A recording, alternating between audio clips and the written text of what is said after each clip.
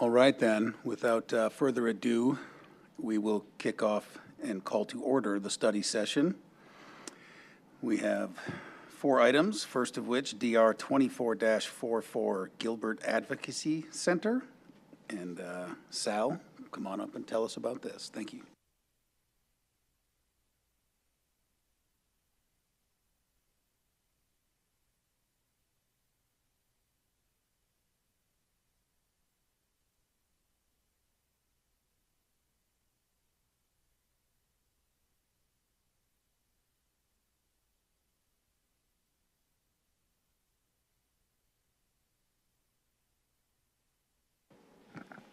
Alrighty. Good evening, Commissioners. The first item we'll be taking a look at tonight is DR 24-44, the Gilbert Advocacy Center. Oh, no worries. So here we have an aerial map that calls out the subject site in red, which is approximately 8.7 acres and is located within the limits of an overall 25.39 master site plan, which is the Gilbert Public Safety Complex, located at the southwest corner of American Heroes Way and Civic Center Drive.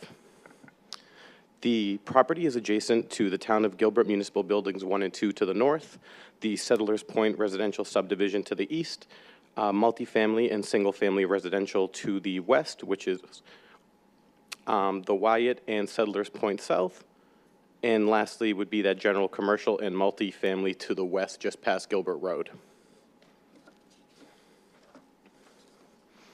As I just mentioned, the parcel is situated within an existing master site plan and is proposed to be an advocacy center, which is specifically designed to provide services for victims of crime. The applicant has proposed the advocacy center in 2 phases, the first being a 28,000 square foot facility, which would be the structure designed for the victims to go seek these professionals. And the second phase would be a 30,000 square foot 2-story structure that is supposed to house the management team for the advocacy center. But it's just important to note that just phase 1 is a part of this application, and phase 2 would be coming to you all in a future design review. The proposed building is going to be located along that eastern property line, with parking areas located to the north and south of the structure. The parking spaces have been specifically placed to ensure that there is safe and secure access to the facility, just because of the use that it is. And those parking spaces to the north were actually already constructed during this initial phase for the public safety complex. For site access, the two access points will be located along American Heroes Way, one being in the northeast corner and one being in the southeast corner. Internal access will also be shared in those drive aisles between the already constructed and what is to come with this Advocacy Center project. When we move over to the landscape plan, the applicant has proposed various drought-resilient trees such as mulga, ironwood, red push pistache, and Texas mountain laurel. And some of the shrubs and accent plants include bird of paradise, brittlebush, Mexican honeysuckle, and new gold lantana. The landscaping is going to be placed along all property lines evenly, as well as an abundance of foundational landscaping on site as well. One thing to mention for the PFI zoning district, they do require a 15% net landscaping percentage. Based on the current calculations, we are showing roughly 13%, which is below the minimum, but we are working with the applicant to secure the proper amount of landscaping on site.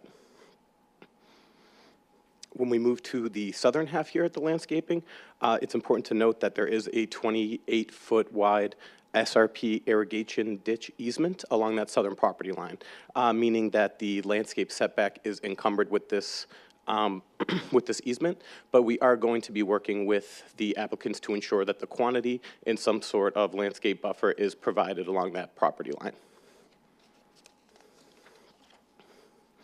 As we move over to the elevations, the estimated height for the Advocacy Center is roughly 23 feet to the top of the parapet, with varying roofline elements and some other architectural features, such as recessed walls and a mix of varying colors and materials to create a unique look there on those wall planes. The building is also oriented with the primary entrance to the north, with those prominent elevations adjacent to those roadways there for Civic Center and American Heroes Way. And the main exterior walls will be constructed of split-face CMU, EFIS, and Mesa stone. The color palette is neutral gray-based and includes accent colors such as mature bronze, Malibu sand, Walnut Creek, and Mission white. The building is also accented by a metal canopy system that stretches from the north side of the structure to both the east and west. Large storefront glass windows will also be proposed throughout the entirety of the structure, just bringing in some of that natural light, creating a soft feel, as well as some increased transparency as well. And here we just have the different angles of our elevations. There is a key in the bottom there that kind of gives you a better understanding of where these elevations are oriented on site. This being the eastern elevation that would face American Heroes Way. This being the south and west, which would face the residential and the general commercial and multifamily to the west. And in here, we just have a up-close look at all the colors and materials proposed here. You can see the various types of CMU and their varying colors. We also have that EFIS system and that aluminum metal canopy system that will be stretching along those facades. And with this tonight, we are just requesting some general input on the project and the permission for an applicant to submit CDs at risk. And with that, I can open the floor up to questions. All right, thank you, Sal. Does anybody have any questions or comments for Sal?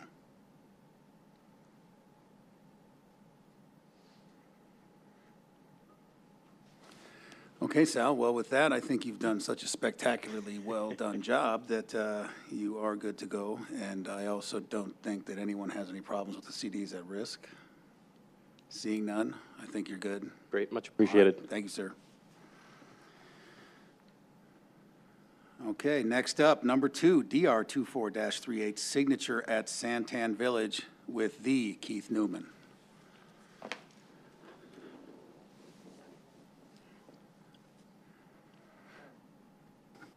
Chairman, members of the commission, good evening. So I am back before you again tonight with signature at Santan Village. See if I can get the clicker to work here. Okay.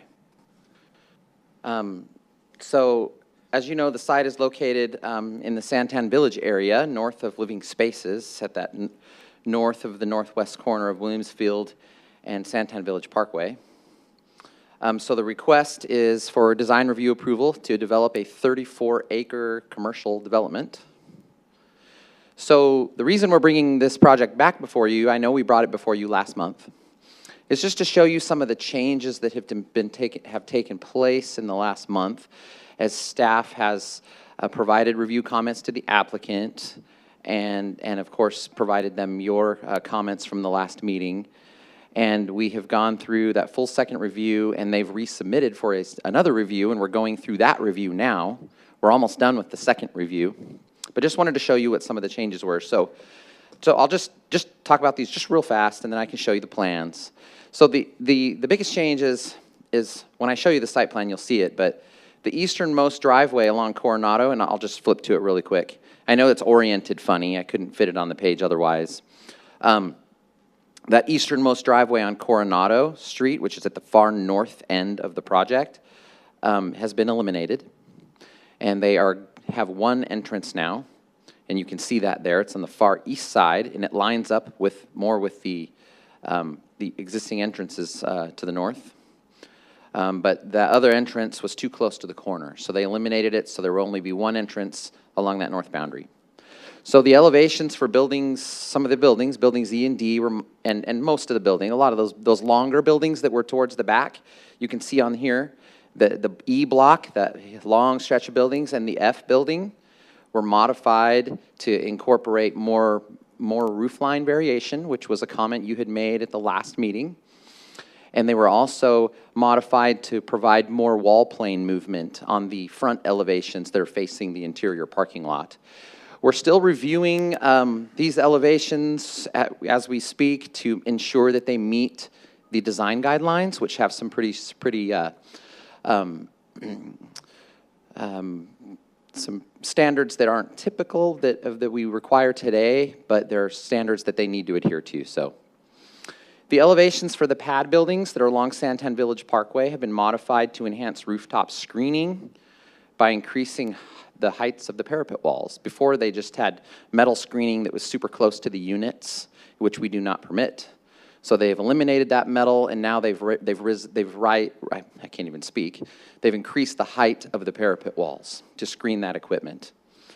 And then also, the tree quantities along the northern boundary have been increased, and along the western boundary have been increased to provide a better screen for the neighbors that live to the north and to the west, excuse me. And then, if I can go back, wrong way. And then the foundation landscaping around the pad buildings has been increased, and then that was a comment that we had made during first review.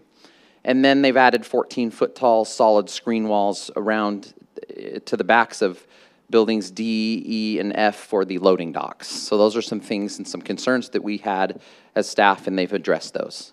So those are the major changes, but I'll just go through the site here really quick and show you the building elevations again. And you can see on these elevations, the parapet walls have been increased. I know it's hard, I don't have like a side-by-side comparison for you, but so they've eliminated that screening immediately around the units. The buildings look generally the same, but this enhances their appearance as well. So I'll just go through these really quick.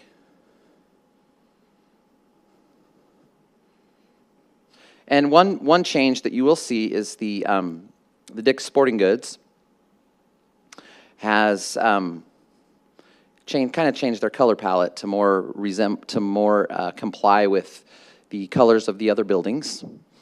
They've changed it from like a darker brownish color to the accent colors, the brick colors, to more of a gray type of brick, which matches the theming and the colors of all the other buildings in the development. So that's just changed slightly.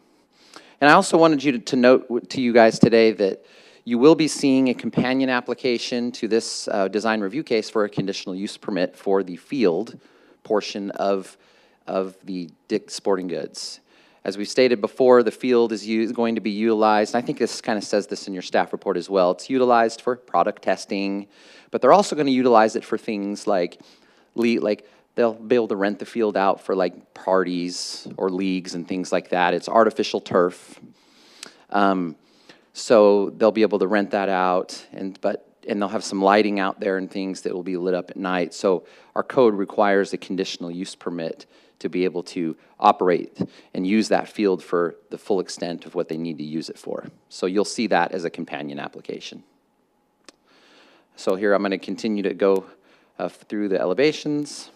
I know they look generally the same probably to you guys, but the walls have been increased in height a little bit.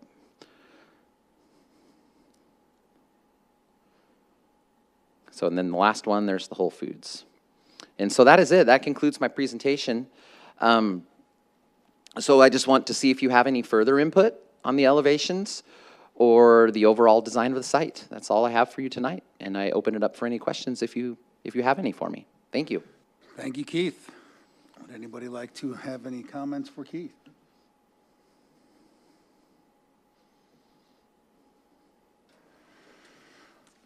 Well, Keith, once again, much like your baking, you've done such a good job that everyone is speechless, so I think you're good to go. I put everybody to sleep Keith, I with want to emphasize my that- very moist cookies, right? Yeah, that I made very meticulously. Keith, I want to emphasize, it's not that we didn't read these, we really did and have no comments, good to go. It's, All right. sorry, That's you right. might defer our silence to mean that. but Yeah, no, great job. Thanks, Keith. Thank you, guys. Take care. Okay, moving in to everyone's fan favorite, the LDC text amendment, Z24-03, and Mr. Tom Condit. Well, good evening, Chair and Commissioners.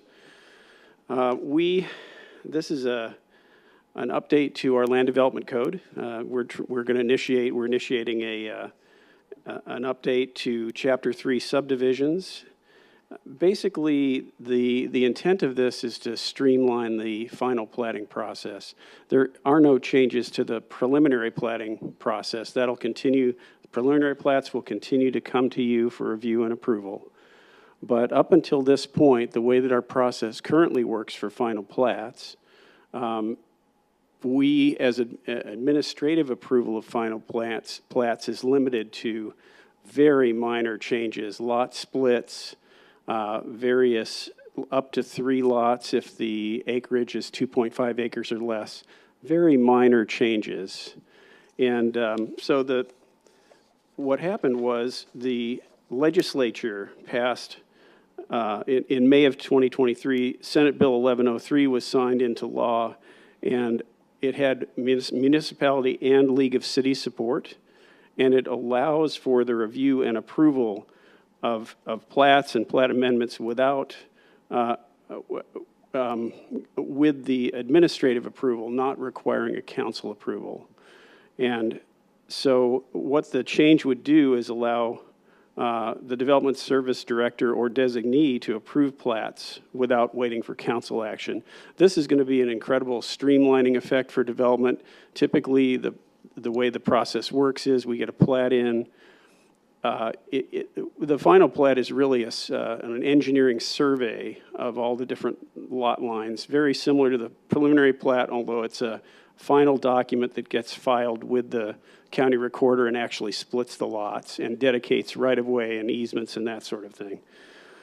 This change would allow the town to administratively approve subdivisions up to 300 lots. So it's quite a change, but I will tell you in my 20 years now of experience doing platting, first for Queen Creek and now for Gilbert, of the 300 or so plats I've taken forward for council action, there may have been 2, possibly 3 times that a council member had a question, generally about a note on a plat or something like that, very, very minor in nature. And so this is going to be a great improvement.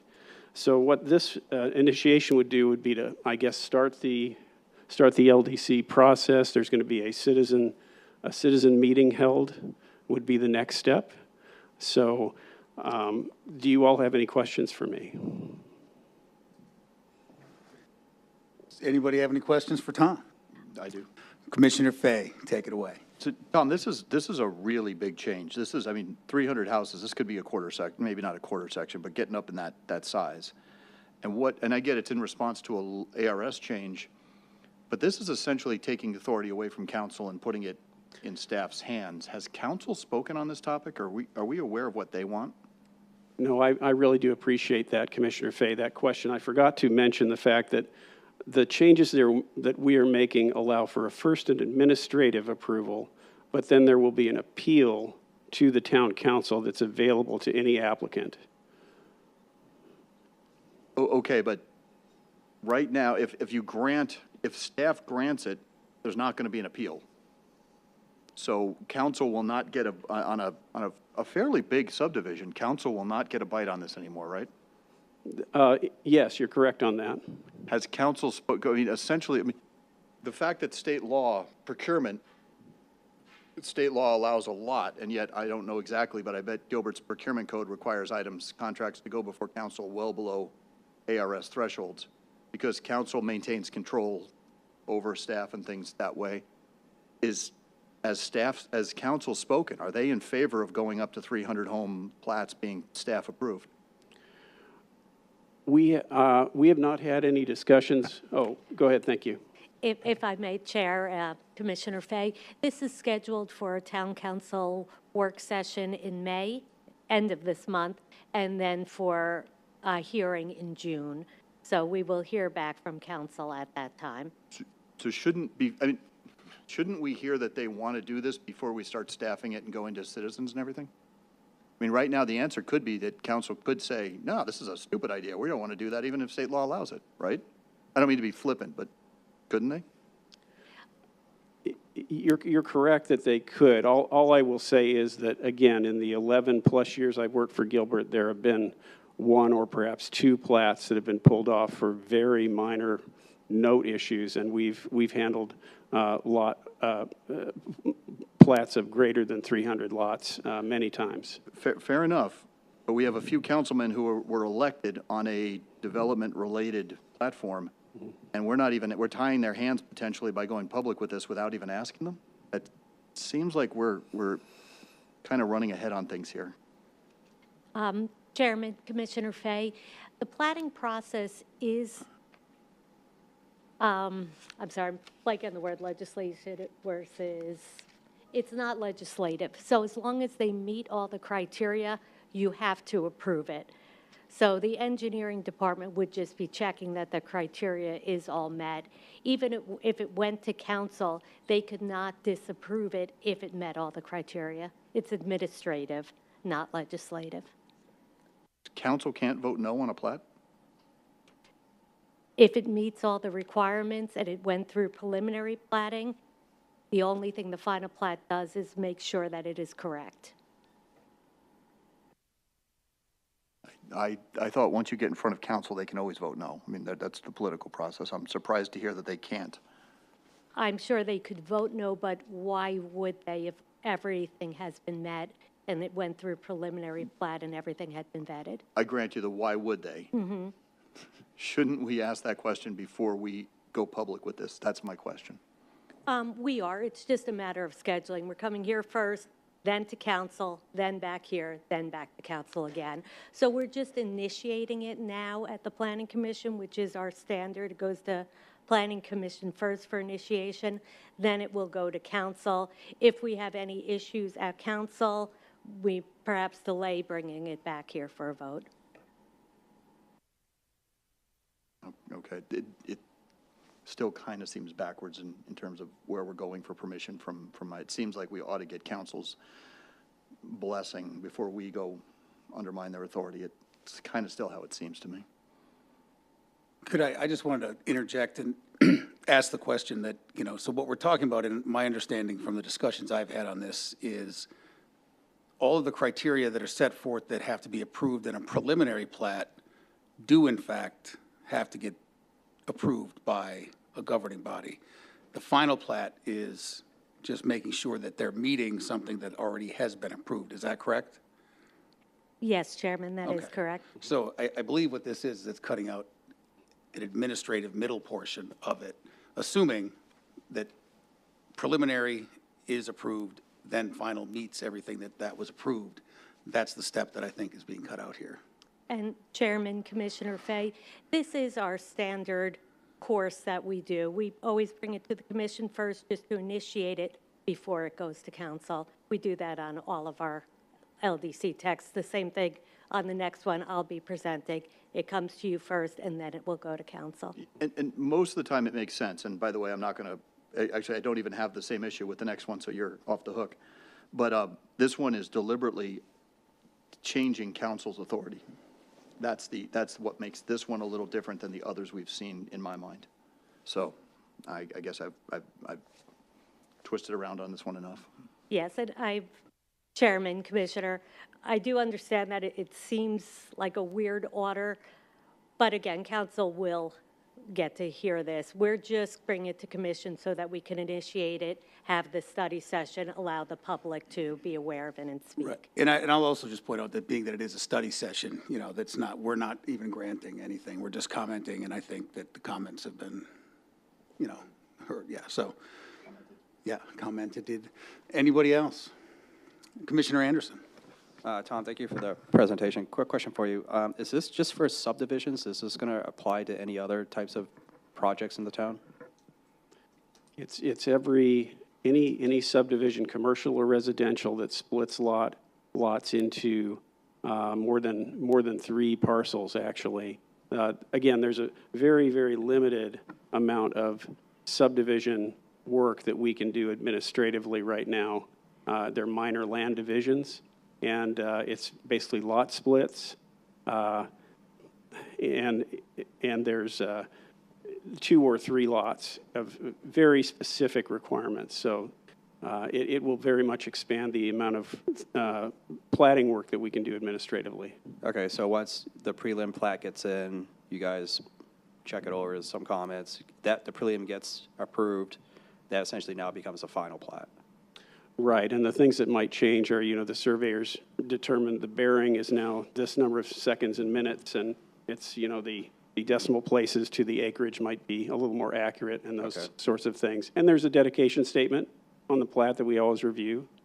They may be dedicating right-of-way and easements, but again, those things we review administratively all the time, and I've never had a question on any of those. Yeah, I'm all in favor of this thing because I think Gilbert is like probably the only municipality that does this process right now. Projects I do in other municipalities, once we get plan approval, even if the plat hasn't gone through council yet, you can still build. If you have plan approval through your permits, you can still pull your permits.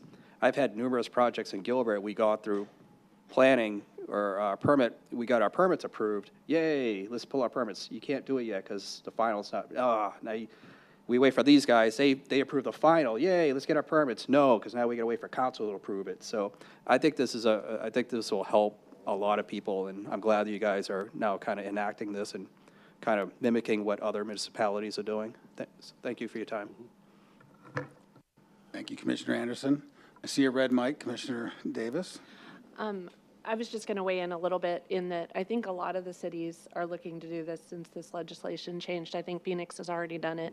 I know a lot of the other municipalities are looking at this same thing, and it's still it is just that administrative step at the end. The reviews are all still the same, I assume. Correct. So it's still going through all of the same steps. It's just at that final point, it doesn't need that additional council action, correct? Correct. But otherwise, it's still having all of those reviews. So that's my understanding. I support it. And Commissioner, I don't know what you are, Chairman? Yes, Madam Chairman will recognize. Tom, I want to clarify, I'm not against this. In fact, I'm in favor of it. But I was just purely a procedural. It was my concern, okay? Yeah, thank you. Okay, yes, there are rules here. Okay, I think you got everything, Tom, unless, Is there anything else needed for that? Is that it? Yes, the chairman and commission, you will have to vote to initiate the citizen review. And the citizen review is actually tonight, so there would not be an additional citizen review. Oh. This is the citizen review and the initiation of the amendment. So I know this is strange, we don't vote during study sessions, but we do on text amendments. So you would be voting to initiate the text amendment and have the citizen review. Okay. We can take a voted on action in a study session? Doesn't this need to be agendized in the regular meeting? Maybe we can discuss it now, but. Elena? Oh. They're checking this. We had the same discussion the last time we did this, and we do think it's odd, but we did vote on it last time, so we'll just take a, take a look and check that. Okay, yeah, thank you. A little more background on this. As the other commissioners had stated, many of the other towns already went to making the final plat administrative by staff.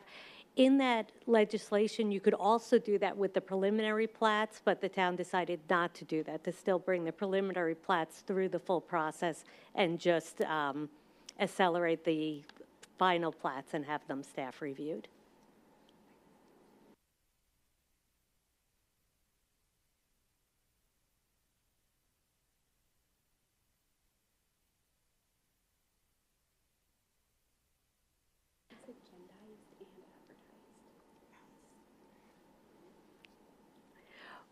We're still trying to figure out if a vote is necessary. At a minimum, Chair, if you could open the citizen review, see if there's anybody that wishes to speak and close it. Certainly. I'd like to open the citizen review. For any citizens here in the crowd who would like to speak on this LDC text amendment, please come up. Okay. Not seeing anybody, I believe. Do I then conclude citizen review? Okay, citizen review is concluded.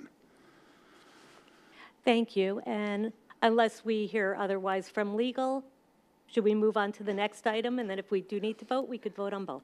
I'm sorry, Chair, you're otherwise hearing from me. It does look like our agenda did advertise that it would be initiated today, and the initiation does require a vote. So I'm satisfied that it was, our agenda has been satisfied. Okay. So we do vote then, or we don't? Correct. Okay. All right. Well, on the advice of my attorney, let's cast a vote. And this is a vote to initiate To the initiate text the amendment. text amendment, Z24-03.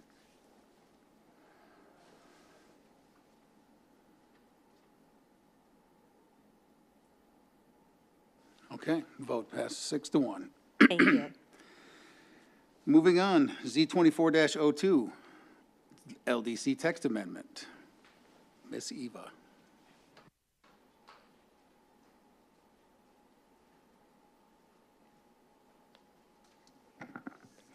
Good evening, Chairman and Commission. I'm glad Tom went first, so we know what we have to do on this one. Very similar.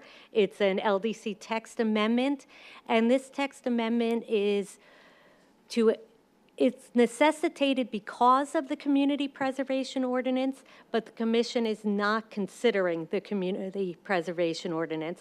That's not part of the LDC. It's part of the municipal code and will go straight to council. A little background on the community preservation ordinance. We've been working on this for, well, over 5 years before Elena and I even started. It was put on hold and picked back up. So between code enforcement, legal, and planning, we now have a very strong draft that we're ready to bring to council. It would establish minimum standards for the exteriors of buildings and maintenance of residential and non-residential buildings, structures, vacant and improved land. The enforcement authorities will be through Development Services. And in drafting this code, a lot of definitions were used. And whenever we put in new definitions, we cross-reference the municipal code and the land development code. And that's what brings us here this evening. In the land development code, we realized that there would be repetitive definitions, and rather than having definitions and regulations in two different codes, we decided to put everything in the community preservation code and remove from the land development code the terms and regulations for parking and loading related to inoperable and abandoned vehicles. So the commission would have to vote on changing the LDC to remove that and have it covered by the community preservation ordinance. And again, we're not here to vote on the community preservation ordinance, but I thought that you might be interested in, we have a little time, so we can look at some pictures of blight that were actually taken in the town. So these are recent pictures from code enforcement and what necessitates the need for a community preservation ordinance. For instance, this is a backyard with a deteriorated roof and unsound fencing. There's nothing in the current municipal or land development code that addresses this, so it only is addressed through building codes based on safety. With the new community preservation ordinance, we would be able to have enforcement. Same thing with this backyard full of trash, debris, inoperable vehicles. Right now, code enforcement is very limited in what they can do that's not visible from the street. With the community preservation ordinance, they would have more latitude to address conditions such as these. Dilapidated fencing, again, can't be addressed currently, can be addressed once the community preservation code is adopted. And broken and boarded windows, these are now governed by the building code, so as long as it's secure and safe, we have no issue from a code enforcement, but with the new code we would, because it would be a blighting issue. Dead hanging palm fronds, currently they can only address completely dead plant material that's laying on the ground or grass and weeds over 10 inches. With the proposed code, trees which present a visual blight upon the area could be enforced. Some dilapidated roofing, again, governed by the building codes. This would allow code enforcement to address these issues through the community preservation. And lastly, warped and bowed fencing. Again, not able to address this currently, but would be able to address this. So it's situations like these that the council initiated quite a few years ago, that staff work on a community preservation ordinance. It is now ready to bring to council. And we're in that middle time frame, the 3 to 4 months to prepare the ordinance and changes to the land development code. So the changes are to the inoperable vehicle section of the land development code and the terms associated with that. The recommendation is to remove those from the land development code so that everything is covered in the new code. And tonight, it's just, again, to initiate the land changes and the citizen review. So if there are any questions, I'm available, and Elena has worked extensively on this as well. Very well. Thank you, Eva. Any questions or comments?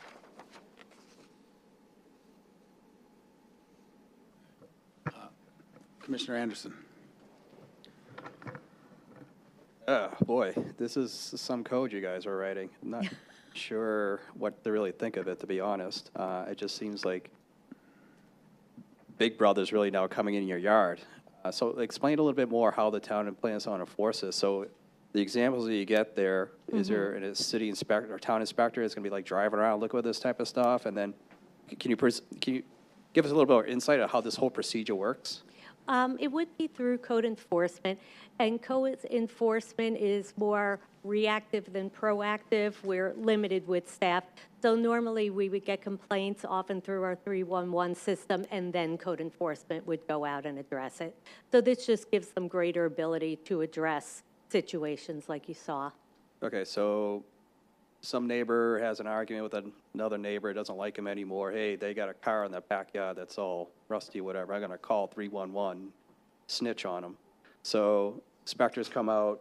Do they tap on the door, say, hey, you got a issue here. This isn't code compliant with the town. Here's get it resolved. Here's X amount of days to get it resolved. If you don't, here's a ticket for you or a violation. Fight it in court or whatever, pay it. Like, that's the kind of the details of it, because, I mean, this just seems like, we already have HOAs kind of breathing down your throats right now. You know, I live in an area over at Morrison Ranch, and I got a letter from them because they felt my grass in the front yard was too tall. I'm like, come on. So this just seems, I think this is probably more geared for the non-HOA communities, from what I'm guessing. But yeah, if you could give us a little bit more detail as to once somebody gets snitched on, what happens next? Chairman, Commissioner Anderson, yes, this would not take the place of HOAs. They will still all send us letters about our weeds and our parking on the street. But there's a lot of areas that do not have HOAs, and there are issues like I showed before. There are also areas with HOAs where the HOAs may not be active anymore, or they may not wish to address these issues, and then the neighbors do come to the town. Okay, so And you are correct in the process.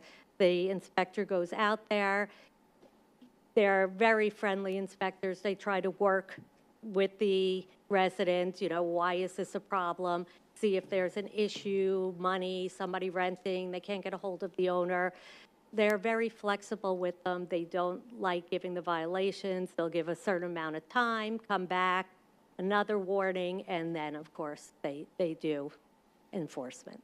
Okay, so what happens, like, there were some examples on there, if I remember right, there was one of like a dilapidated fence, it looked like it was rotted out, and it looked like there was a fence in front of a trailer home or something like that. Like, what happens if there's economics where the people can't fix these things? They just don't have the money to do it. Does a town have a program to do this, or is it We do find a have- way to get the money to pay for this fix? We do have certain resources, and we do try to exhaust those first. Churches, Boy Scouts. There are other avenues, but sometimes the owner is responsible So you for have the Boy maintaining Scouts their come out and property. repair your fence for you? Is that We the have had thinking? Boy Scouts do that. We've had Boy Scouts re-landscape people's yards. Oh, okay, that's good to know. We could ask Keith Newman, I think. Is Keith he Newman will here? come out and landscape a yard? Deal. Yeah. I get the intentions on this code. I think it's going down a path that's going to be problematic. So I'm interested in learning more about it. Has this gone, I'm assuming it hasn't gone out to the public yet. This is the first of this, right? This is the first of it. I don't know, Elena, if there has been more public outreach throughout. Again, Elena and I were brought on in the middle of the process, so. There is a study session that's scheduled, I believe, maybe the end of May. Oh, I'm sorry, with council. With I think they council. were asking before, has there been public outreach through the drafting of this? Not that I'm aware of. There has been some communication with the Chamber of Commerce, and I believe Kyle and representatives from the Chamber are kind of coordinating their schedules so we can present the provisions to them as well. Okay. So after today, it goes through the process, it does come back before us when you guys actually write the. It will not come back doesn't not before come the back. commission. Okay. Again, that was just background for you as to Okay. why I'm bringing forward the LDC code revision. So the only thing that the commission is here to discuss and eventually vote on is the change to the LDC, which would remove the definitions and the information on inoperable vehicles. Those will all now be handled through this code, and this code will go solely to council and become part of the municipal ordinance, not the land development code. Okay, okay. Yeah, I'm assuming if the public had more word of this, we'd probably be seeing them, some of them in here tonight, kind of to just, to reach out about or give us their comments. I'm kind of interested, I don't want to take up all the time, so I'm kind of interested in what other members on the council or the commissioner is thinking. In particular, Commissioner Fay down there. I know Mr. he Chair. likes to be vocal about this type of And stuff. actually, Chair and Commissioner, again, that was just background, so you know why we're here to discuss removing inoperable vehicle language from the LDC. Right. Yeah, so I think that from my understanding, this is saying, if the council approves it, we think moving that language makes sense, not we Correct. agree with the actions and whatever else is happening, so. Yes. Commissioner DeGravina? I agree that some of these things should be done, especially if they're visual from the front of the house, the street view. But I thought backyards were kind of sacred. What is the threshold for going back there and saying your backyard's not in compliance with what needs to be done? That would be my concern, that, Again, we're not really here to discuss that. It could be a health issue, it could be rodents, vermin, things of that nature, green pools. I mean, there are a lot of things that are in the backyard that could still be a blight or a concern for the neighbors and the residents living there. And Mr. Chair, perhaps after we receive our feedback from town council, we could come back and do more of an in-depth study session, but at this time, we're still responding to some of the concerns, if any concerns are raised from town council. In addition, there was one public meeting held last year at the town council retreat. That was a public meeting. We did receive some feedback and some guidance from the town council then, and then we'll be going back in a few weeks to receive some more feedback, but we'd be happy to present the full provisions once they're kind of cemented for this body to learn about, because it would be solely a town council action, not something through planning. Okay, thank you, Lena. Commissioner Simon? Eva, I just have a question. Will we actually see what the revised LDC is once it's completed or proposed? Does that come back to us? Yes, that will, and it will be in an ordinance with the bolding and the strike-through. Okay, so this specifically is, in essence, to give more meat around the bone of being able to move Blythe and vehicles specifically? Yes. The images and whatnot you showed were more, That was just Just background as background. to why the town is spending this Okay. time to prepare a community preservation okay, ordinance. because I got a little bit hung up on the backyard piece of it too, where I'm like, well, wait a second, now we're kind of stepping into, in essence, privacy. So I'd be very interested to see what this looks like, and I would be in favor of staff moving forward with the changes to the LEC, but I'd like to see it before it's actually enacted, or at least have the council look at it to make sure that it's what we want it to say, so. Thank you, Chairman and Commissioner Simon. Tonight, again, it's just to open up the discussion, the citizen review, and to pave the way forward towards council.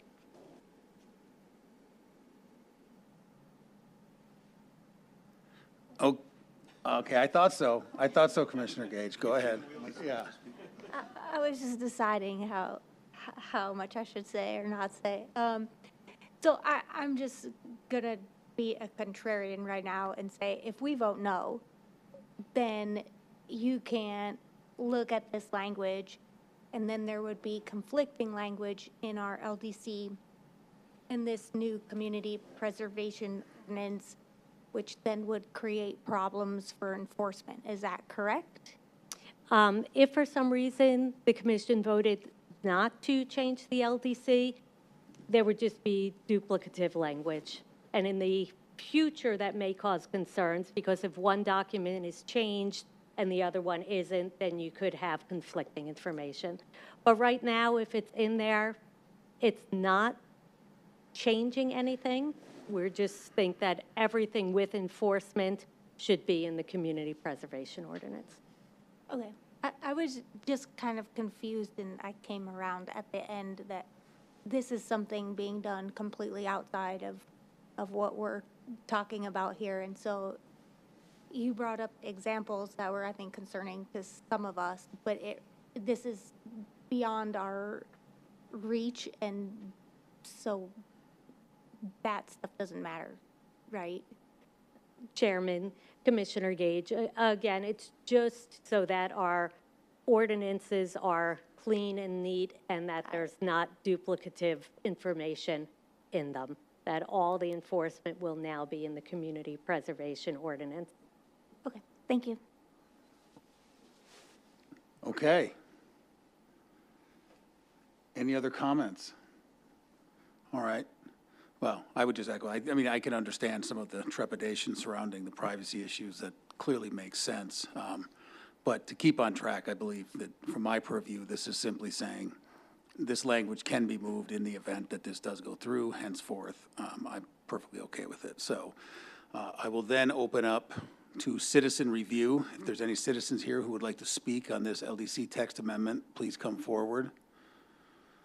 Scanning the crowd. of many. I do not see anyone clamoring to come up, so I will close citizen review. And I then will open a vote from the commission on this matter.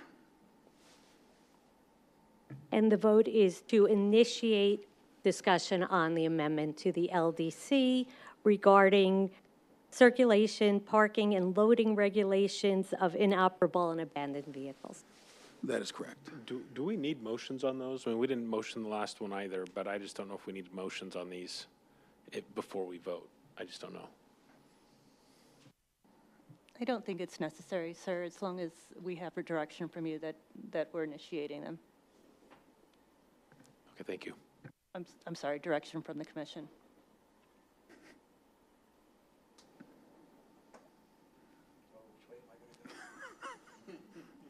It's like-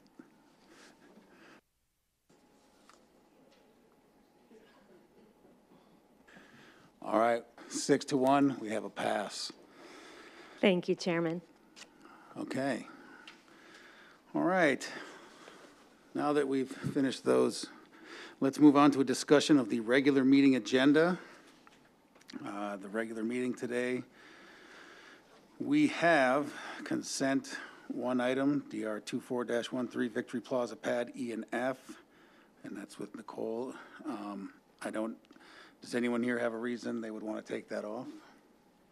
And then has there been any citizen input that would be reason to take it off that you know of, Eva or Nicole? No? None that I'm aware of. Okay, and then the Chipotle Lane, which is a real cool way of Chipotle Lane, but there's two items there that'll be on the non-consent, and does anyone want to try to move those, or should we hear those, or is there staff's reason that we could not move those? I was going to ask if we could move them up. I don't have a problem with either one. No? Chairman, if we can keep that off of consent. Okay, very well. That will stay off of consent then. Okay, that was a easy discussion of the agenda. The agenda will remain as is. All right, with that, I'm going to adjourn the study session. And we will be back here in 3 minutes and 18 seconds. Thank you.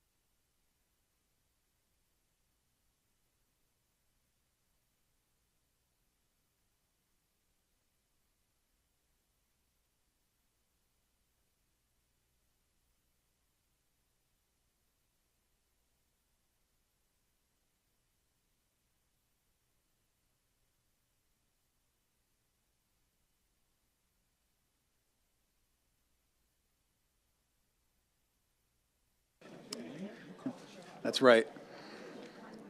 All right, everyone. I'd like to call this meeting to order, 6:04.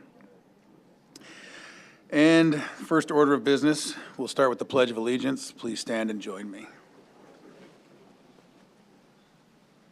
I pledge allegiance to the flag of the United States of America, and to the republic for which it stands, one nation, under God, indivisible, with liberty and justice for all. All right, thank you. Eva, when you're ready, could we get a roll call, please?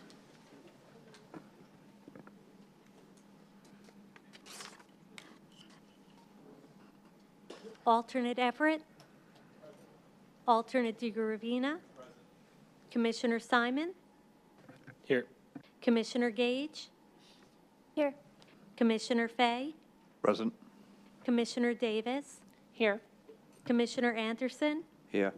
Vice Chairman Bianchi. Here. Chairman Munt. Here. We have a quorum. Thank you. Okay, moving on to item number 6, the approval of the agenda. I believe we discussed this, and Chair, I'll make a motion to approve the agenda as written. Very well. Sorry to cut you off. Thank you, Commissioner Simon. Do I have a second for that very abrupt motion? Does this take an action to leave it alone? I don't know, but we have one, so let's go. Do we have a second? I'm going to vote no. Okay, we have a second from Commissioner Anderson. Please vote to approve.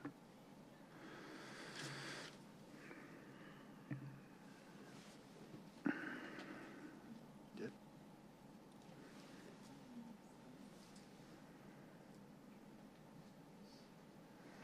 Okay, 6-1. We have one person who did not want to approve, but it passes. So, moving on to communications. We'll go to number 7. We have communications from citizens. At this time, members of the public may comment on matters within the jurisdiction of the town. The commission may not discuss items that are not specifically identified on the agenda. Therefore, pursuant to state law, action taken as a result of public comment will be limited to directing staff to study the matter, responding to criticism, or scheduling the matter for further consideration. I don't have any comment cards. Are there any citizens here that wish to speak on something not in the agenda this evening? Not seeing any, we will move on to number 8, report from council liaison on current events. Councilmember Anderson. Thank you. Sorry I was a little late, but it is the season, as I know the chairman knows.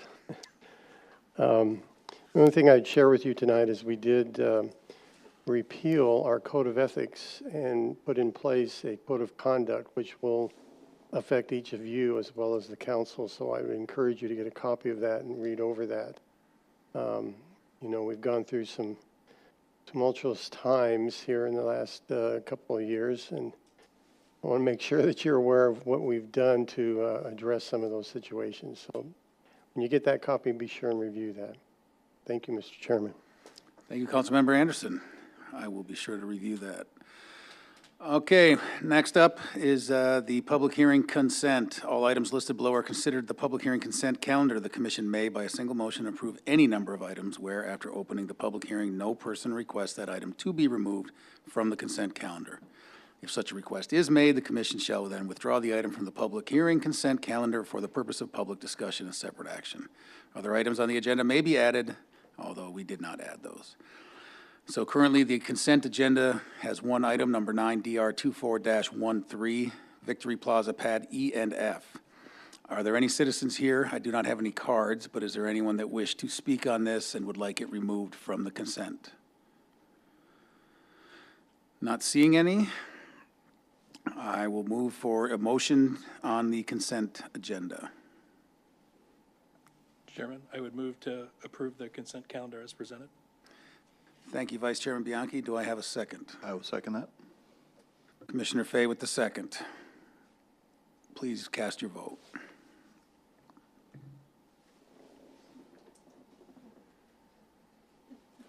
We have a unanimous 7-0. Consent agenda passes.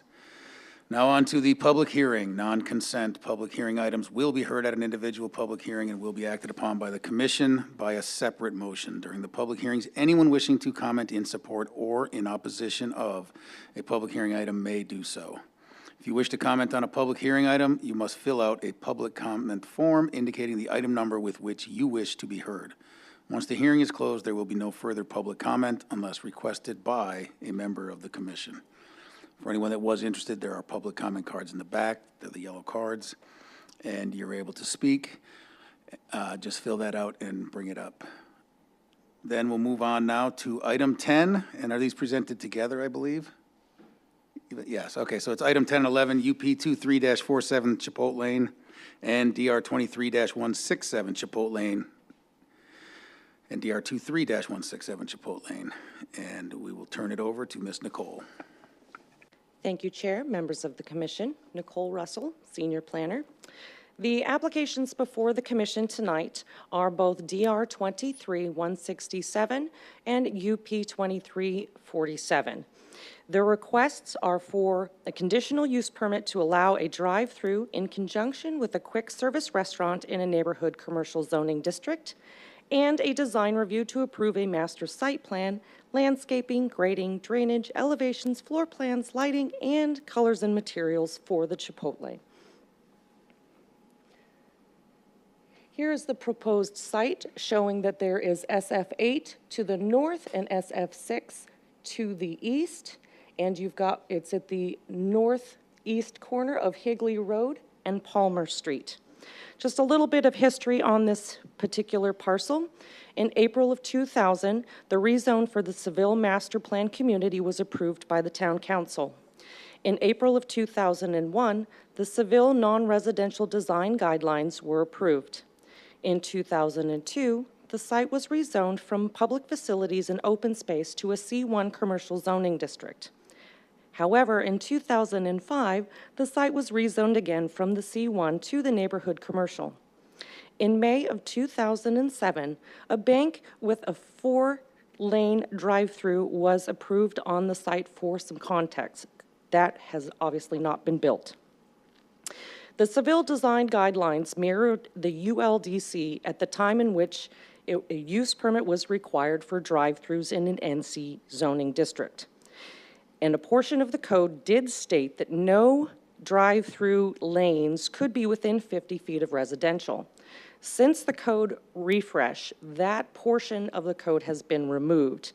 Now the code basically says that no commercial uses are allowed within 50 feet of residential. Oop, missed that one. So here is a picture of the site plan with the phasing. So the phase 1 of this project would be the phase 1 in green and phase 2 in blue. The master site plan includes the development of a 2,473 square foot drive-through restaurant with an outdoor patio. The proposal is a new concept for Chipotle, which the drive-through lane would be for online pickup orders only instead of a standard drive-through. And even though it is a new concept, our code does not address that, and it was reviewed as a typical drive-through with the stacking and such. The project, as I stated, would be developed in 2 phases. The first phase would be the Chipotle, the off-site improvements, and the landscaping on the perimeter. Access to the site will be from Higley Road and a secondary access from Palmer Street. Here's the site plan that shows the building itself is 50 feet from residential, which is required by the code.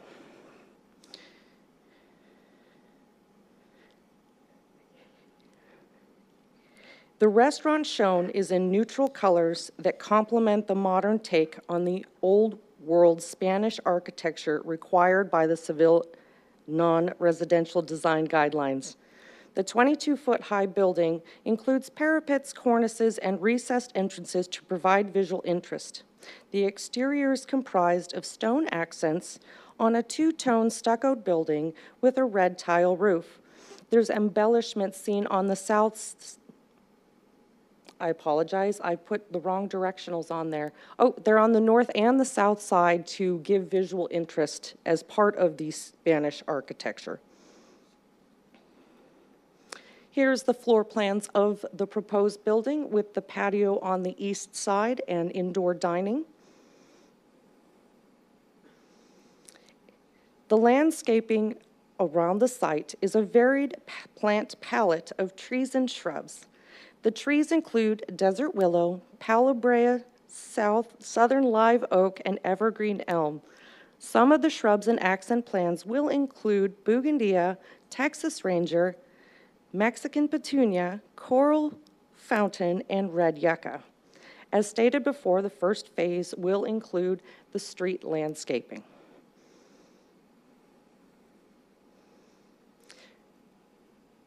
This staff requests to approve the findings of fact and approve DR 23-167 for Chipotle. And staff also requests to make the findings of fact and approve the UP 2347. This will require two separate motions since they are two separate cases. This concludes my presentation. I'm happy to answer questions. The applicant is also available and will have a presentation once the commission is done with questions for me. Thank you very much, Nicole. Any questions from the commission? Commissioner Gage. Thank you, Chair. So we're basically doing a master site plan, but we're only actually planning half of the site here. Chair and Commissioner Gage, the way the master site plan typically works is you'll come in with the first phase of development. And so a second phase can come in through, depending on the size of the building, it can come through an administrative design review. So the first phase would include all the off-sites as well as landscaping in whichever portion is first. Does that answer your question? Yes, that answers my question, but we saw in study session a proposal for a coffee shop here not too long ago, and we all had some concerns about traffic backing up into the neighborhood on Palmer Street with that. So with this plan here, and you saying if we approve the master site plan, any building that comes in for that south half, as long as it meets some certain requirements, we would never even know about it, correct? It would still go through staff review, and it would still have to meet all code requirements. And traffic and development engineering would also be looking at the plan as well. But you are correct, yes, if it meets the criteria for being processed as an administrative design review, the Planning Commission would not see it. Okay, so if we approve this tonight, then there's a chance we'll never get to have any comments on what goes in on that south parcel. Any proposed use would have to be in keeping with what's allowed in the zoning district per the zoning code. Got it. Okay, thank you. Okay, any other comments? Commissioner Davis? I just have a couple of questions on, I know it's not a typical drive-through, it's for a pickup. Does that mean they're not going to have a speaker box? And it does look like there's a menu board, so I was curious if people have already ordered, why there's a need for that? Do you know those things, or is that something I should say for the applicant? Okay. Chair, Commissioner Gage, or sorry, see, this is what happens when you're nervous. You're calling people other names. Commissioner Davis, staff requested that the applicant put a menu board and an order area on the site plan to ensure that the stacking for a potential future user would meet the code requirements for a drive-through. So that's why they're shown on the site plan. It does not mean that they will actually be on the site, because the applicant has indicated that the proposed Chipotlane would be for pickup orders only and not a typical drive-through. Thank you. I guess my only comment on that would be, with the neighbors to the north, they're pretty close to that. So I like the idea that there's not a speaker box for them to have to hear in the evenings and so on. But I do understand that uses change over to different owners and they have different things to look at. So I guess that would be the only concern I would have, is the neighbors to the north understand that that could be a future change on the site, that they could end up with a speaker box there. All right, thank you, Commissioner Davis. Vice Chairman Bianchi. Thank you, Chairman. Hi, Nicole. So they've received all their necessary approvals from the Seville HOA through their design guidelines, is that correct? Chair and Commissioner Bianchi, the applicant, and this is the part I apologize, I did leave it out of my presentation. The applicant did actually meet with the Seville HOA and has provided staff with a letter of approval. The applicant has indicated there were about 50 members of the public that attended that meeting, and Seville HOA is in favor of the proposed design. Okay, it doesn't need to go back to them for anything. And then my question is, with the drive-through and the use permit, are they going to have standard hours of operation? Are they going to be limited to whatever's allowed in that NC district? The NC district requires that it can't be open later than 10 p.m. And as I understand it, the applicant is amenable to that restriction for the NC zoning district. Okay, I agree. Yeah, thank you. And I agree with Commissioner Davis on the speaker boxes and everything with the proximity to the neighbors. So this almost seems kind of like a nice introduction for, at least for drive-throughs. Okay, thanks, Nicole. Thank you, Vice Chair. Any other comments or questions? Yes, please. Commissioner Fay? So, Nicole, I this weekend when I was looking over this, I think I misread part of it. I was strongly in support of this because I remembered the coffee shop and thinking that it had a jacked up traffic pattern that, not jacked up, but it was going to back out onto the street pretty quickly, and there was almost no way to avoid it. At least it wasn't on an arterial, but so I thought this was replacing that, and I thought this was a way better traffic pattern. We're going to protect the street. But now I'm realizing this is in addition to, I didn't quite realize that. So we could have that same coffee shop. In fact, there's a pretty good chance we will have that same coffee shop, which will have that same traffic pattern that'll back up out onto the street in addition to the Chipotle traffic, which is essentially what Commissioner Gage is that's the part that's kind of concerned me here. Chair and Commissioner Fay. So the Black Rifle Coffee Company application was withdrawn. That, as I understand, is not. I thought we approved it. It was withdrawn before this application was submitted to staff. I would defer to the applicant as to whether that is something that would be a use that would go in the future, but it would still have to have a use permit because it has a drive-through, right, because of the non-residential design guidelines for Seville. But that's not part of this application. Right. And as far as I know, and I would defer to the applicant, I don't believe that's part of a future phase at this point in time. Does that answer your question? No, yes, partly, and it answers it to the extent it can be answered, I think, right now. It's that there's a much more, prior to the presentation, I was thinking, man, this is great. We just resolved all our issues. And now there's a pretty big unknown hanging out there. But I guess if another drive-through was requested to be on the second pad site, it would would need a use permit of its own. They would still need another use, which would go before the Planning Commission for. That's probably good enough. That's about as good as we can do at this point. So anyway, that answers any concern I've got. Thank you. Thank you. Probably good enough is very good for him. So, anyone else? Okay. Well, thank you, Nicole. I guess let's hear the applicant, and then we'll see if we have any more questions after that.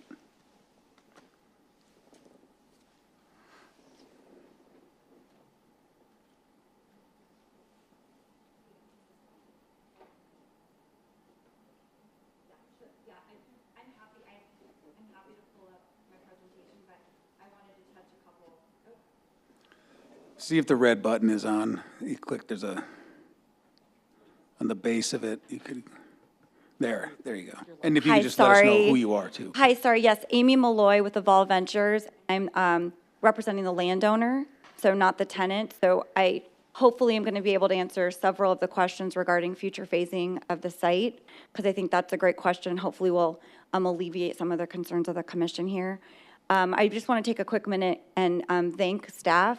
So this has been an ongoing process. I came before you a couple of years ago looking with at the application for the coffee shop. They did not end up moving forward at that time. So I think we've been looking for a high-quality tenant for this space in keeping with the quality of the Seville master plan community. So I'm excited to be able to come forward today with this Chipotle concept at the site.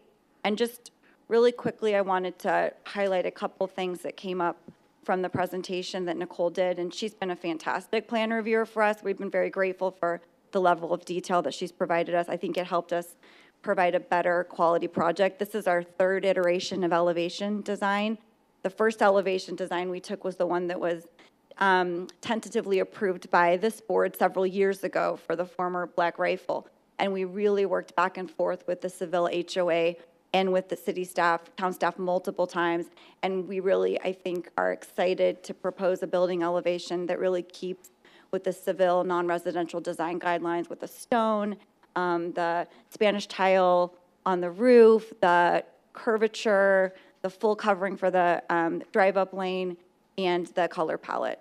But what I wanted to specifically talk about is there will be, one of the concerns that has come forward is the idea of having the menu board and speaker.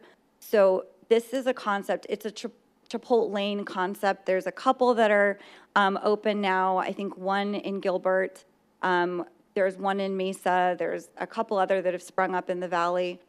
And it is an order ahead drive up window. So the level of traffic that you see through a normal drive-through, it's a fraction. I think the studies that we provided to town staff, it's like 25% of the normal drive-through traffic.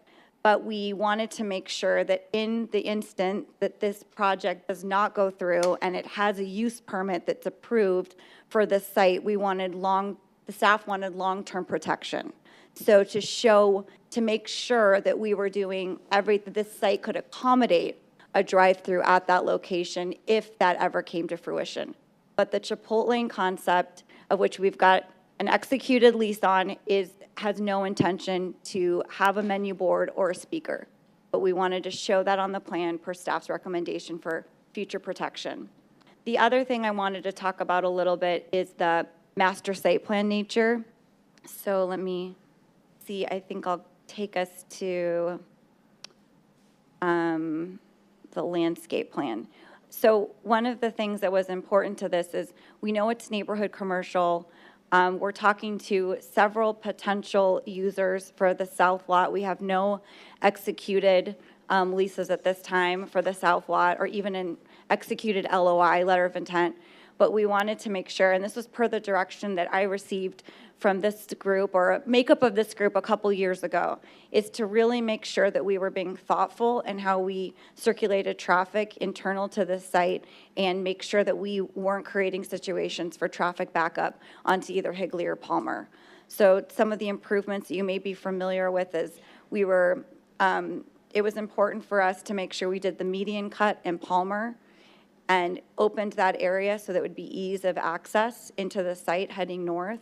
We also aligned the site drive, new drive access off of Higley to the kind of northern part of that southern lot in order to accommodate a decel lane on Higley Road as an offsite improvement into the site. Because of the low traffic addition of this project, it does not trigger a traffic signal at the intersection. However, we have been in great discussions with Clint in the traffic department for the town, and he has indicated to us that if there is a development on the southern parcel of a commercial nature, depending on the intensity of the use, it most likely would trigger a traffic signal, and then we would be required to put that in, and that would be a requirement for staff, even if we stayed through an administrative process on that. And then, of course, if there's any drive-through component, which would put obviously additional traffic onto the site, and into the circulation, we would come back before this body for a use permit. And then we would go back to the Seville HOA as well to seek approval from them. The one thing that I'm proud of that we did, and we were not required through this process, was to sit and meet with the HOA and to do a presentation to them and to get feedback from them. We needed to get a letter of approval from them, but we really wanted to put forward the right effort and talk to the HOA directly, and they gave us many comments and helped us, I think, get to a point where our elevation and our layout and our circulation and the intensive landscape surrounding the site and buffering the site from the adjacent residential, I think that it got us to a better project because of that additional outreach and work with the HOA. So I'm proud that we did that and got to that point. And I think those are probably some of the high level. We're happy to restrict delivery times. There will be hours of operation will adhere to the town code. And, we're happy to have conversations. We didn't intend to not come forward again to this board on the southern parcel. So if that's a stipulation made on this, we're happy to do that regardless of the use. So I'm happy to answer any other questions that you may have at this time. Thank you, Amy. Anyone have any comments or questions for the applicant? Vice Chairman Bianchi, please. Thank you, Chair. So I'm just looking, based off the drive-through in that dual lane, so is that staff just trying to protect the town and providing that dual lane? Because I can't imagine that works with the intended operation. I'm just wondering if you guys would just use that as a thoroughfare and just use that inside lane. Is that correct? Chair and Vice Chair Bianchi, that's correct. We have no intention of using a dual lane. It's just a planning requirement to make sure it could be accommodated for in the event that it needed to be. Okay, thank you. Thank you. Okay, any other comments or questions? Commissioner Gage. Commissioner Fay has a comment on the number of parking spaces. Commissioner Fay, is that correct? Thank you. I appreciate the invitation to speak. No, I mean, anytime we're going to put Chipotle in any form, shape, or whatever, I'm in favor of it. So that's but I would point out I'm taking these arrows at face value, so it's one way where it says one way and two ways where it says two ways. And this reminds me a little, although a worse example, of the Dairy Queen on Gilbert Road. Mm-hmm. Your parking spaces on the west side, the only way to get to them, if that's a one-way street, is to go through you've got to go through the drive-through to get to those parking spaces. And Chipotle at certain key hours does often have a shortage of, so you may have to, I mean, this is probably as much a Tom comment as a you comment, but your driveway on the east side here is going to either need to be wider to accommodate two-way traffic so people can get into the parking spaces or something. And that's a great comment. I'm wondering if I can go back and if I've got any of this dimensioned. So maybe here, it's a 24-foot wide drive. So the other thing that's important to know is I believe we're overparked on this site. So we'd be happy to, either reduce the parking on that side or and be able to widen. We don't anticipate there's going to be a lot of traffic from the drive-through lanes because it's order ahead, drive up. It's a very small fraction of the actual business at the site. So I'm anticipating those parking stalls on the southern part of the building will be most likely to be utilized. It's a great point, and we're happy to look at accommodating that. It's not a huge deal. I mean, you could make it, that's where your staff parks. I mean, that's right. You got to, I mean, it's private property, so you got people who are driving crazy directions anyway, and it's not public right away, but it was a point that I was hesitant to make, but Commissioner Gage encouraged me strongly to speak up. Yeah, she almost made an order. I looked at that too, and the way I kind of thought it was that if it's somebody that gets super anxious about their Chipotle, like Commissioner Fay would, and he gets there early, and they say, your burrito's not ready yet, bro, and he's got to go sit in the parking. So I figure there's going to be a lot of people excited like that. We'd be happy to have you sit on the patio spaces that'll be facing out there. Yeah. Okay, any other comments or questions? Commissioner Gage, once again. Thank you. I do want to say I live within walking distance of here, and my kids are absolutely thrilled about the fact that they can walk to Chipotle and apparently spend my money because they don't seem to have any.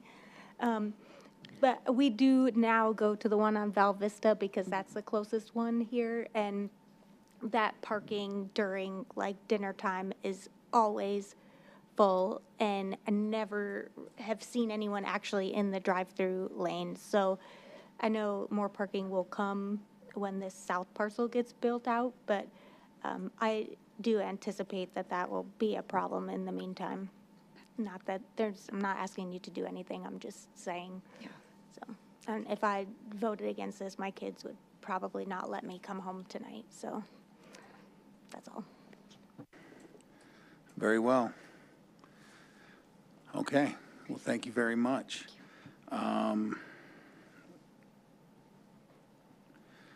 Now, are there any citizens that wanted to speak in favor of or in opposition to this item? I do not have any cards. Sir, if you wanted to, could you fill out a comment card, please? Yeah, just fill out one of those yellow comment cards and then you can bring it up.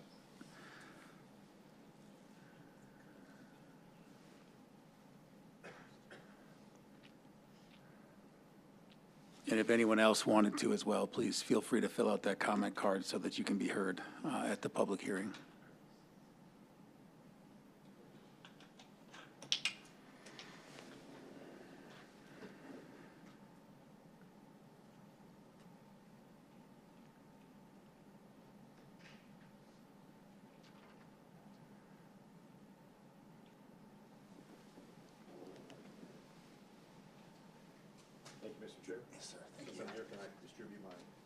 Well, I don't know, actually, Eva, can he hand something out? Because it's being a public meeting, I don't know how we deal with, he wanted to show us something, I believe? Yeah, I didn't have any time to put it on a jump drive or anything. Can I circulate just a few? Well, then I am only using caution because if it wasn't part of the package that went out to the public, that's all. So I don't know. Chairman, he can distribute those as long as staff can keep them at the Okay, end of the okay. meeting so they can be made part of the minutes. Very good, thank you, sir. Thank you. Thank you so much. Commissioner, I'll just hand out one. You guys can circulate them. I didn't have enough time. I apologize. There you go. There you go. There you go, sir. Thank you. There you go. And then these are the nice pictures in color. So, sir, just so that I'm clear, these are all different pictures, and so we should circulate, meaning look at them all? Okay.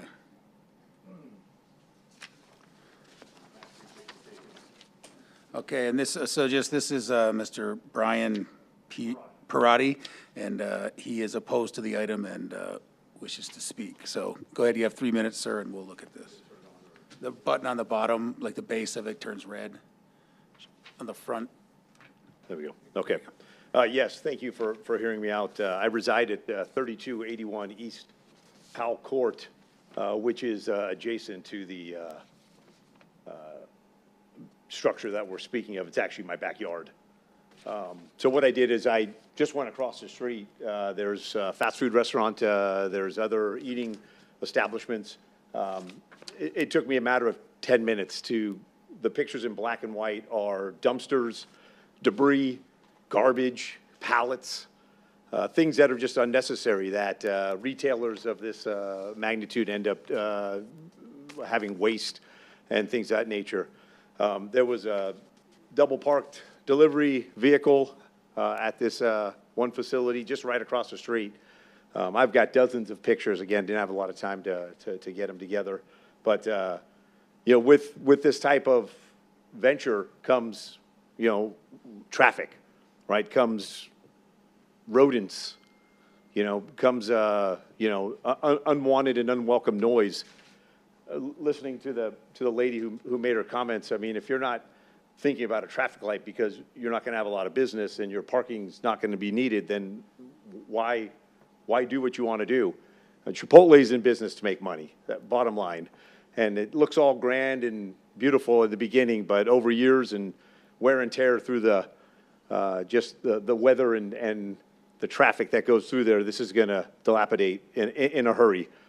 The colored photos are, why not? You know, if you could take a look at the landscaping, why not beautify the area? Why not make it a park? Why not make it beautiful landscapes that Gilbert is well known for? I would strongly oppose to having Chipotle. You got Moreno's across the street. If you're in dire need of Mexican food, sir, there's Moreno's right across the street. I think the area is impacted by retail. This side of Higley, where I reside, should stay beautified by landscaping. And some of those documents that, if they circulated, are just right across the street. There's one in front of the Walgreens on the corner of Chandler Heights and Higley, which is beautiful, and it's breathtaking. Chipotle's not breathtaking, and it's not beautiful. It's money, and I don't think Gilbert needs another fast food drive-through in that small of an area. And again, if you're not thinking of traffic lights and you're not thinking of the safety of the people around there, it's going to be a nightmare. And I guarantee you we'll be back here in a matter of months asking for, you know, stop signs and whatever else you have to do with this. So that's my 2 cents. I appreciate you guys hearing me out. Yes, sir. Thank you, Mr. Perotti. Yep.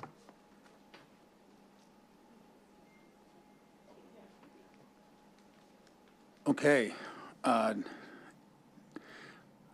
We could go back if Nicole or the applicant wanted to speak again. Otherwise, we can close the public comment and bring it up. And I'm not saying that like you have to.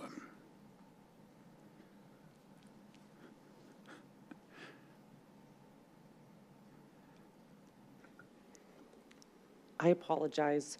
Did you have another question for me? No, I was just after closing the public comment, I was going to see if either you or the applicant wanted to speak prior to us closing it and coming. I do not have anything further to add. What? Right, that's, I guess I didn't need you, Nicole. I meant just the applicant, so I'm sorry. Carry on. Chair and Commission, I just wanted to clarify that this site is zoned neighborhood commercial. And so it is zoned for commercial activity that falls within the code requirements for that. And I also just wanted to comment, we'll have obviously restrictions to deliveries, and we're landscaping the entire property as a additional buffer out of day one. So the entire site, including the future southern site, will be in full landscape development even before the southern lot gets developed. Thank you very much. Thank you. Okay, not seeing any other public comment, I will close and bring it up to the dais for discussion. Anybody want to open up some discussions? And then if not, a motion as well. Vice Chairman Bianchi, please. I think as far as discussions go, I understand the gentleman's concern. I mean, as the applicant has stated, the zoning's already in place, so it allows for a restaurant use. We're really just kind of looking at the design of the feature and the use permit for the drive-through. So we've always, up here, we kind of get that very often if you're kind of new to the process of what's our purview of what we can look at and change on this. But, you know, the restaurant's already allowed by right for the zoning. I mean, any commercial use on that site is gonna generate some waste.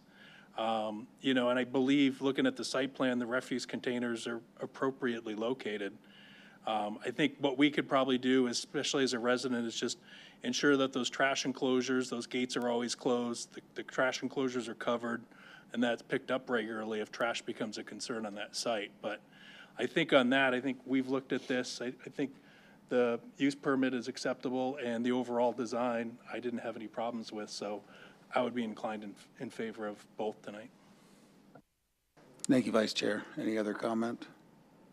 Commissioner Gage? I'd like to make a motion if no one else has any comments. And remember, it needs to be two motions, one for each. Just, okay, thank you. I'd like to make a motion to approve UP 23-47 use permit on 2.44 acres, Higley and Palmer Street for the Chipotlane. We have a motion. Commissioner Gage, do I have a second? I'll second. Commissioner Simon with the second. Any discussion? Please cast your vote.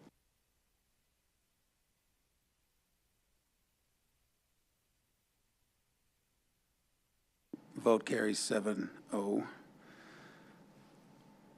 Commissioner Gage, are you going to? Yes, thank you. I'd like to make a motion to approve VR 23-167 for Chipotlane, the site plan, landscaping, grading, drainage, elevations, floor plans, lighting, colors, and materials. Okay, we have a motion. Is there a second? I'll second. Commissioner Simon with the second. Discussion? Please cast your vote.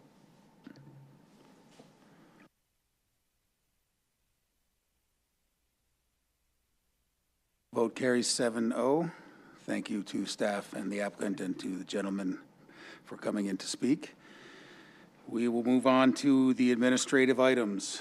The administrative items are for the commission discussion and action. It is the discretion of the majority of the commission regarding public input requests on any administrative item.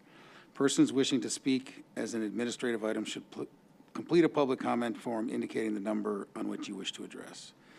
So number 12, we have considering the approval of the minutes from the study session and regular meeting from last month, April 3rd, 2024. Does anyone have any issues, or would you like to make a motion?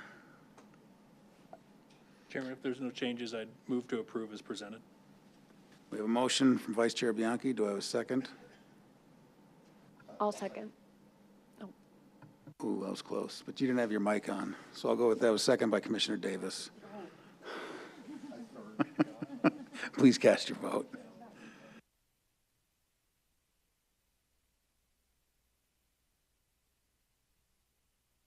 Vote carries. Minutes are approved.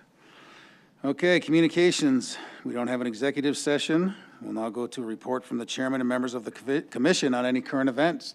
Anyone have anything exciting that's been happening to them or others in the community lately? Okay, then we'll move right along to a report from Planning Services Manager on current events. Thank you, Chair, and good evening, Commission. I just wanted to remind everybody that there will be a joint meeting of the RDC and the Planning Commission that is scheduled for June 11th. It will be at the Park University building in the Heritage District, tentatively starting, I believe, around 4 o'clock. Dinner will be served, and it may go to as late as 8 o'clock that evening. So if you could just calendar that in, let us know if there are any concerns with that date, and you should be receiving more information, including an agenda shortly. Thank you. Thank you, Eva. Okay, yeah, I believe I got that email. Chairman, is that in lieu of our June meeting, or is that in addition to is that actually our June meeting? No, it is in addition to your June meeting. Thank you. My pleasure. Okay. Well, with that then, it appears we've come to the end of the agenda. So in keeping with my non-authoritarian rule, I will see if anyone would wish to make a motion to adjourn the meeting. I'd move to approve, Chairman. Thank you. We have a motion to adjourn from Vice Chair Bianchi. Second. Second from Commissioner Fay. Rapid fire. Okay, please cast your vote.